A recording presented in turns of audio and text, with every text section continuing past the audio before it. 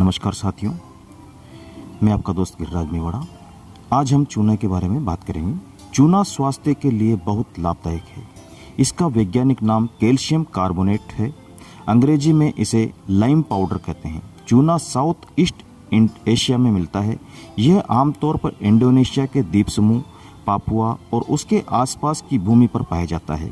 पहले यह चूना मकान की चुनाई में भी काम में आता था, लेकिन आजकल इसको सिर्फ मकान की सफेदी करने के काम में लिया जाता है।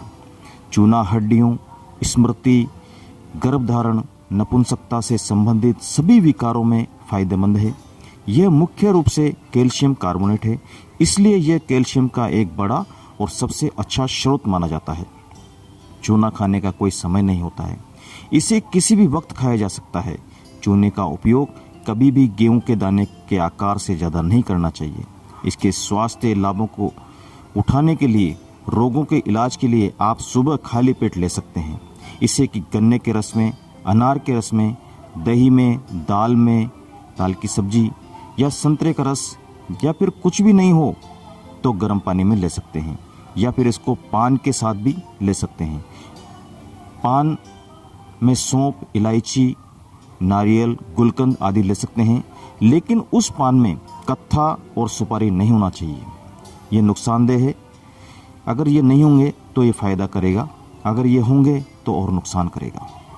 नपुंसकता से छुटकारा पाने के लिए चूने को हर दिन गन्ने के रस में मिलाकर उपयोग करें। हड्डियों को मजबूत बनाने के लिए इसका उपयोग रोज सब्जियों में मिलाकर करें। शरीर की गंध अक्सर हमारे जीवन शैली से संबंधित होती है। हम कैसे रहते हैं, क्या खाते हैं। शाकाहारी लोगों में शरीर की गंध हल्की होती है, जबकि जो लोग लगभग हर चीज खाते हैं उनके शरीर की गंध अधिकतर बदबूदार होती है, खास तौर पर कांख की गंध। चूना लगाने से शरीर की बदबू दूर होती है। चूना पढ़ने वाले बच्चों के लिए उपयोगी होता है। पढ़ने वाले बच्चों का चूने का उपयोग बहुत फायदेमंद है।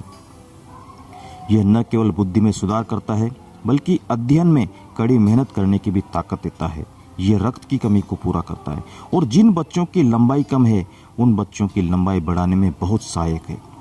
जो लोग मानसिक रूप से कमजोर हैं वे मानसिक कमजोरी को दूर करने के लिए भी इसका उपयोग कर सकते हैं। चूने का उपयोग पुरुष नपुंसकता से छुटकारा पाने के लिए किया जा सकता है।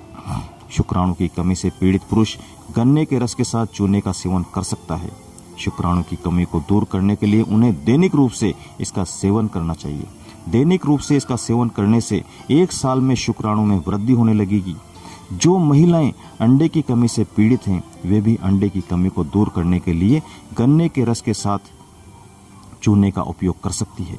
गर्भवती महिला को अनार के रस के साथ चूने का सेवन करना चाहिए। यह गर्भवती महिला और उनके बच्चे दोनों के लिए लाभदायक होता है।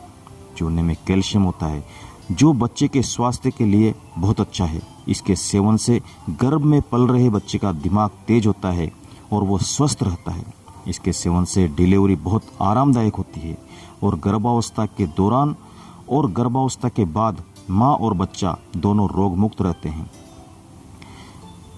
अनार के रस में चूने को मिलाएं और पिएं, और 9 महीने तक इसका सेवन करें। रीढ़ की हड्डी से संबंधित समस्याओं, छल्लों के बीच में गैप को ठीक किया जा सकता है। साथ साथ पीठ दर्द, जमे हुए कंधे, पैर दर्द, घुटने के दर्द और हड्डियों को मजबूत बनाने और दर्द से राहत देने में मदद करता है। हड्डियों के टूटने के दौरान इसके सेवन से टूटी हुई हड्डी को जल्द से जल्द ठीक होने में मदद मिलती है। चूने का इस्तेमाल थकावट को दूर करने के लिए भी किया जाता है। लंबाई बढ़ाने के लिए प्रोटीन का सेवन करना और खेलना कूदना जरूरी है। बच्चों की लंबाई बढ़ाने में भी चूना मदद करता है। बच्चों की लंबाई बढ़ाने के लिए चूने को दही या दाल में मिलाकर सेवन करें। चूना सभी प्रकार के रोगों से दांतों को बचाता है और दांतों को मजबूत बनाता है। चूना एनीमिया के इलाज में भी मदद करता है। एनीमिया से पीड़ित व्यक्ति को सुबह खाली पेट अनार के रस के साथ चूने का सेवन करना चाहिए। यदि अनार का रस उपलब्ध नहीं है तो आप किसी भी रस या पानी के साथ चूने का सेवन कर सकते हैं। एक गेहूं के दाने के बराबर चूने को थोड़े से शहद में मिलाकर उसे कील मुहासों पर लगाने से कील मुहासे बहुत जल्दी ठीक हो जाते हैं। चूने से मस्सा भी ठीक होता है। चूने को पोटाश, कॉपर सल्फेट या सुहागे के साथ पीसकर मस्से पर लगातार कुछ दिनों तक लगाने से मस्सा ठीक हो जाता है। पीलिया एक लीवर की बीमारी है जिसमें त्वचा, आंखें और नाखून पीले हो जाते हैं। चूने का उपयोग करके आप इस रोग से छुटकारा पा सकते हैं। पीलिया के इलाज के लिए एक गिलास गन्ने के रस में चूना मिलाकर पीने से बहुत जल्दी रोगी ठीक हो जाता है। यह रोगी को नियमित रूप से दिया जाना चाहिए। महिलाओं की मासिक धर्म से संबंधित कई प्रकार की समस्याओं के इलाज के लिए चूना अच्छा है। यह महिलाओं की रजोनिवृत्ति, गर्भावस्था और मासिक धर्म विकार से संबंधित सभी समस्याओं को ठीक करने में मदद करता है। 50 साल की उम्र के बाद महिलाओं में रजोनिवृत्ति की कठिनाई होने लगती है और उन्हें कैल्शियम कार्बोनेट की अधिक मात्रा की आवश्यकता होती है। चूना रजोनिवृत्ति की सभी कठिनाइयों का इलाज करने के लिए अच्छा माना जाता है। गेहूं के आकार से अधिक चूना स्वास्थ्य के लिए हानिकारक होता है। पथरी से पीड़ित व्यक्ति को चूने का सेवन नहीं करना चाहिए, यह उनके लिए हानिकारक होता है। चूना आप पान की दुकान से या फिर किराने की दुकान से भी ले सकते हैं। प्लास्टिक की छोटी शीशी के रूप में उपलब्ध होता है। यह 1 या 2 रुपए में आएगा या फिर आप इसको घर पर भी बना सकते हैं, वह सबसे शुद्ध रहेगा। चूना पत्थर आप किसी पुताई वाला जो सामान रखते हैं उनके पास मिल जाएगा। एक पत्थर आप ले आएं, उसको रात को मिट्टी के बर्तन में गला दें, पानी में गला दें। सुबह जो ऊपर उसमें पानी बचा है उसको निकाल दें, यानी निथार दें। उसके बाद जो रह जाएगा वह चूना है। उसको चम्मच से कांच की शीशी में भर लें और फिर काम में लें। आप लोगों से निवेदन है कि चूना ही नहीं, किसी भी दवा को, जिसको भी आप दवा के रूप में लेते हैं, उसे चाहे कितने ही टाइम तक खाओ, लेकिन 3 महीने के बाद कम से कम 5, 10 या 15 दिन के लिए उसे छोड़ दें और उसके बाद फिर खाना शुरू कर दें। यह चूना लगभग 70 बीमारियों में काम करता है।